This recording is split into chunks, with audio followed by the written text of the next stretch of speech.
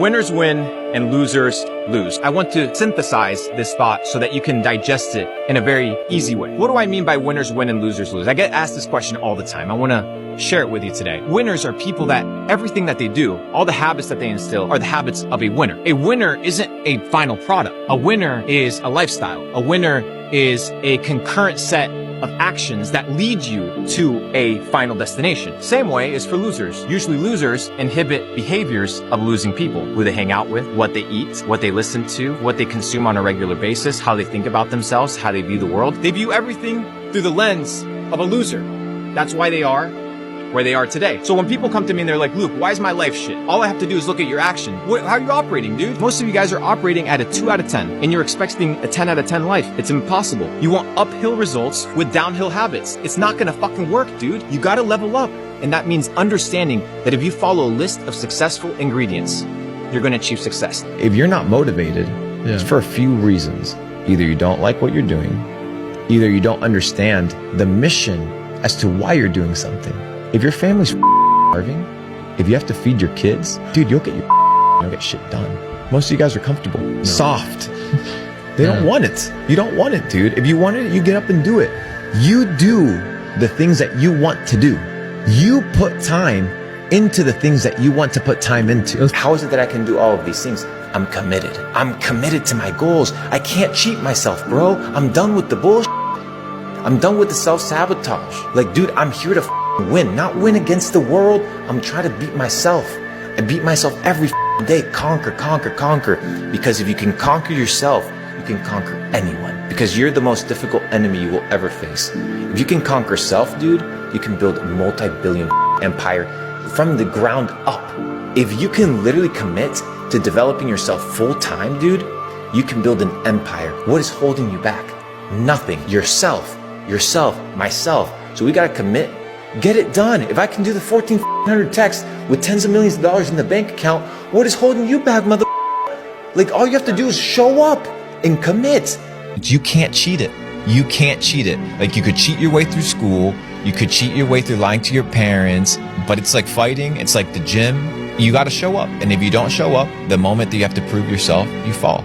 You start going to the gym, you feel weak in order to become strong.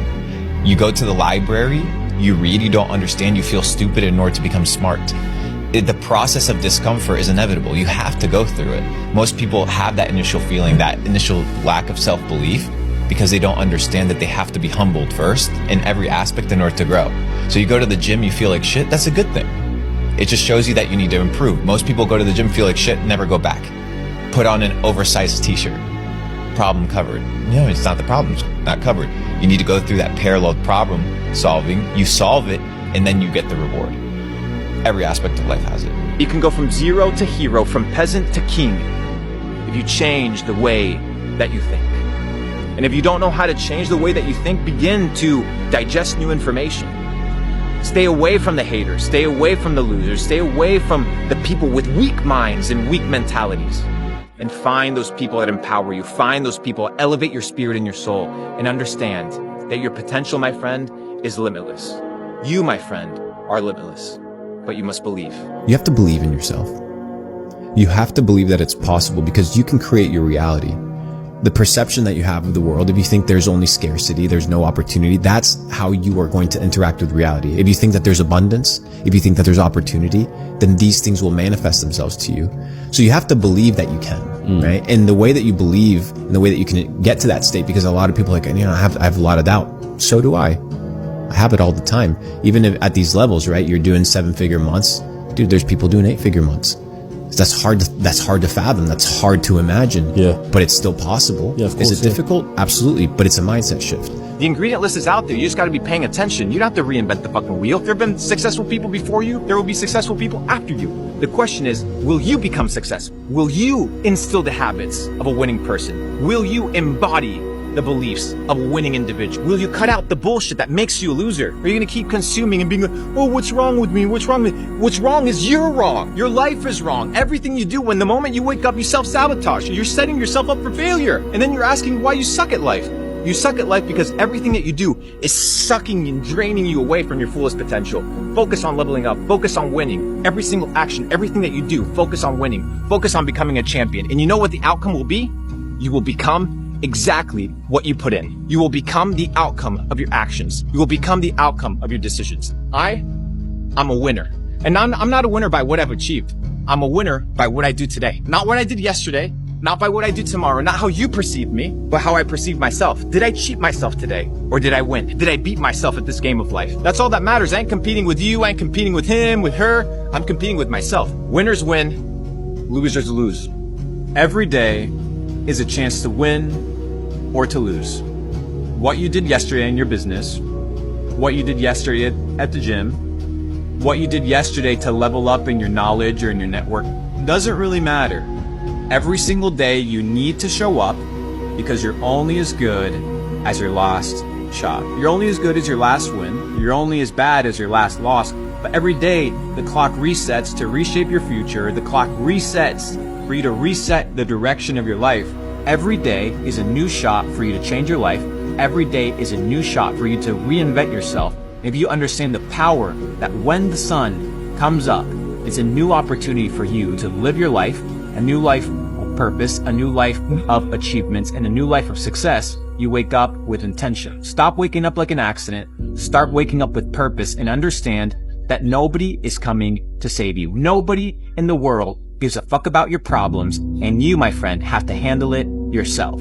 I want to teach you an extremely important principle, a principle that had I learned long before I did, I would have tenfold my net worth, I would have tenfold my relationships, I would have tenfold my access to deal flow, and I would have tenfold my ability to put myself in the right rooms to succeed. And that principle is the power of positioning. There is power in how you position yourself. Now, many times people talk about hustling, grinding, working hard, waking up, working 19-hour days as the ingredient for success. If that was the case, then the construction workers or the plumbers or the garbage men, those would be the wealthiest people. But the reality is, hard work alone, hustle alone, does not equate to success. Why is it that all these trust fund kids, why is it that all these sons of bankers and daughters of bankers or financiers, how is it that they get access to deal flows, access to IPOing companies and seed rounds and really good investment vehicles, and you don't? Are they any more intelligent than you? Well, potentially yes. But I could debate that the power and the position that they have gives them access to multiply at a faster rate than the average man, than the average woman. So the question is, in your career, how have you positioned yourself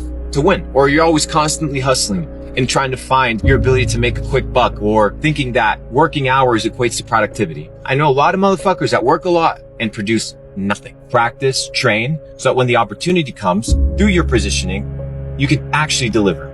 You can actually follow through. You can win. You can succeed. Power is in positioning. How are you positioned? Leonardo da Vinci famously said, "God will sell you anything at the price of labor." And that is true. So what you have to do is, if you want something, you have to work for it. And most people that think that the world is based off of luck have never truly worked for something. Not enough to understand that luck does not exist. It's merely a game of probabilities. You work hard, you work more, you work longer, and eventually you can increase your odds of success. I often talk about the symphony of success. What does success sound like to you? Not what success means to me. Not what success means to your parents, to your friends, to the system. What does success sound like to you? What is your symphony of success? When you hear successful, living a successful life, what comes to mind? For a musician, it may be really good at playing an instrument. For me, it may be developing a phenomenal business. For an athlete, it may be developing a great athletic career. What is your symphony of success? It really depends on the individual. That's why there's no one spectrum of success. There isn't one number to achieve that defines success. That is my definition of success, but that is for me. Why? Because every person beautifully has been created to have their own specificity. So you have your own dreams, you have your own ambitions, you have your own symphony of success. You need to find that. And how do you find it? From deprogramming that everybody else has told you of what it means to be successful. Winning is about accomplishing your goal. If you say you're going to accomplish it, if you accomplish it, you win. If you don't accomplish it, you lose. That's it. No philosophy, no science. If you say you're going to do something, you don't do it, you lost. You're a loser. until you do the winning habit, until you perform the winning behavior, and until you receive the winning outcome. Winners win, losers lose. It's very simple, bro. You do it or you don't do it. Most people don't focus on their mindset. Most people are focused on exterior factors. They think that everything that happens to them is by chance. And they don't realize that a lot of the things that happen to them are things that they attract. Because you attract the things that you are, and you are what you do, and you do what you think about. Most people don't understand the power of the mind. That's why they haven't tapped into the power of the mind. And the power of the mind is one very simple thing: the ability to direct your attention towards a specific given objective, and then to have the willpower to pursue it. One is mental limitations. Verbiage is extremely important. How you speak about yourself, how you speak about opportunity, how you see the world, needs to be seen from a place of abundance and opportunity, not from a place of scarcity and need. And a lot of people, whether they believe it or not, they operate out of a place of scarcity and need and fear because they haven't developed the mental framework of believing and confiding in themselves and trusting themselves. So I think initially people need to reshift their frameworks. Once you understand that you can control the future of your life, it gives you the single most powerful emotion that you can feel: hope. And most people live in a state of quiet desperation. They can't pay their bills. They don't feel healthy. They wake up and they're anxious. So why are these things taking place? And if you can address that and understand that if you want to feel different, you must believe that that which you want is already yours, and that time-space continuum just has to catch up. I'll tell you why you limit your beliefs. You limit your beliefs because you don't trust yourself. Why don't you trust yourself? Because every time you tell yourself that you're going to do something, you break your own promise. If you can't trust yourself as an autonomous individual, no wonder you're not going to advance in life. Imagine your entire mindset was just like, it's possible to get to the next level. It's possible to be great. It's possible to make more money. It's possible to be more healthy. And your entire perspective on life, your worldview was positive.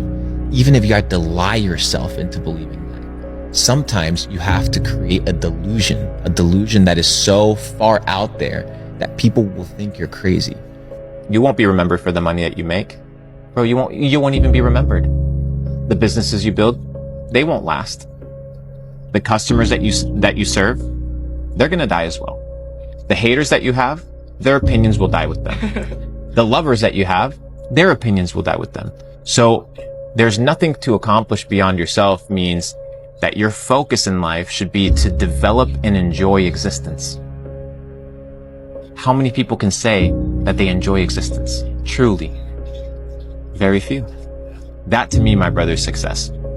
Ultimate success. What is the best vehicle for me to get to my goal? Maybe your goal isn't to get rich. That's okay. Like maybe your goal is to become healthy. You can have a different goal at a different time. Wow. Yeah. You can change your goal tomorrow. You're not bound to your goal. You're not bound to your identity. So maybe today you just have to get fit. Maybe tomorrow your goal is to have a good attitude. So with enough time, enough dedication, laying these bricks consistently, focusing on income producing skills, multiplication skills, preservation skills, and just taking it a day at a time, being authentic, regulate ourselves, then we can actually be in control of our lives. The path of success and the path of entrepreneurship and the path of greatness is lonely. And you have to be willing to be alone in the process to getting to the top. I realized in my life and my main perspective in life wasn't to become successful. My perspective of life has become to pursue truth. And when I told God, hey, I will sacrifice my family, my relationships, even my life for the pursuit of truth, then that commitment and that dedication carried me through any insecurities, any doubt, any loneliness. And eventually all these things played out well. You cannot be a happy person all the time. So to pursue happiness is an unachievable goal. But to pursue freedom is a state of mind. Freedom is a state of being. It's not an emotion. I can still be sad and be free. I can still be happy and be free. So if somebody that's like, well, I want to be a happy person. Well, good luck, bro. This idea of being happy is this concept that people have been sold that life is about happiness. But what if life wasn't about happiness? What if life is about experiencing every aspect and every emotion that life has? Wouldn't you want to experience the full set and range of emotions that life has to offer you? The sadness, the heartbreaks, the joy. right? You can't have happiness without sorrow. You can't have pleasure without pain. And to neglect one thing is to neglect life. So why would you neglect these things? And in order for you to achieve freedom, you need to be able to understand that you need to be unwaveringly decided to enjoy every aspect of the experience of life. It makes no sense to be living in the past. Living in the past makes you what? Depressed. Why? Because you can't change it. Living in the future makes you what? Anxious. Because you can't do anything about it. Both are imaginary. All you have is right now. What are you going to do with this moment to enjoy at the fullest caliber and at the highest degree? So if your life is not great, it's because you are messing up. That's the name of the game. Unsuccessful people, broke people, instead of looking at themselves in the mirror and assuming responsibility, they want to point it. Because it sucks to be like, hey, my life sucks because I suck. It's not easy. I get it 100%. However, when you win in life, hey, you're the first one to raise the hand and be like, hey, I did it. But with that same level of responsibility, you now can dictate what? Your behaviors. So just start inputting positive behaviors, man. So solitude is extremely important because most people don't create the time, the space in order to converse with themselves, in order to think, in order to get to know who they are. Know thyself. Why? Because if you know yourself, you know your tendencies, you know your habits, you know your behaviors, you know what you're good at, you're bad at, what's your weakness, what's your strength. You can develop a strategy, a plan to build yourself up. Solitude is key because it creates the silence and the space in order for you to grow. And in the darkness, putting in the work, in the quiet hours, that's where winning is made. You need to stop listening to others and start listening to yourself. But the problem is nobody knows how to listen to themselves.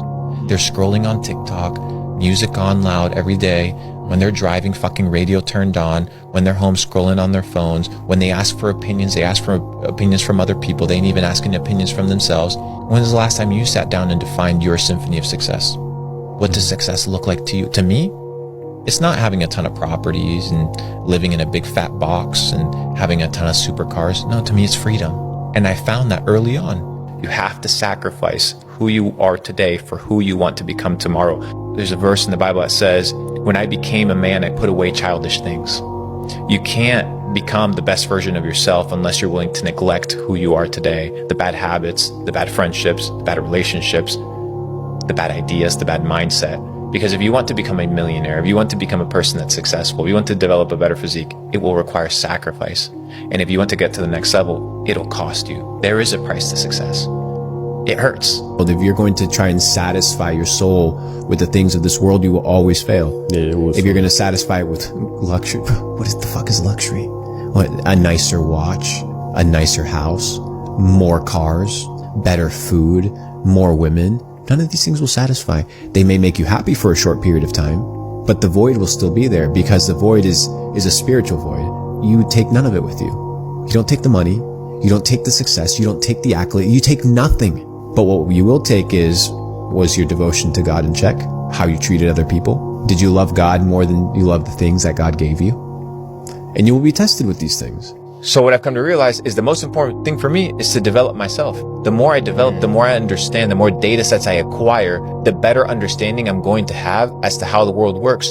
I'm in no place to give opinions as to this. Bro, I'm here to explore, here to be a student, and here to be taught. Based off of that, you live a free life because you know you're not accountable to anybody except God. So you operate really, really smoothly. People pray and ask God for patience. But then when God sends them a situation that tests their patience and is very difficult, they don't realize that that's what God sent them in order for that patience to be developed. You want the patience, but you don't want the process in order to achieve the patience. Life's not going to be easy.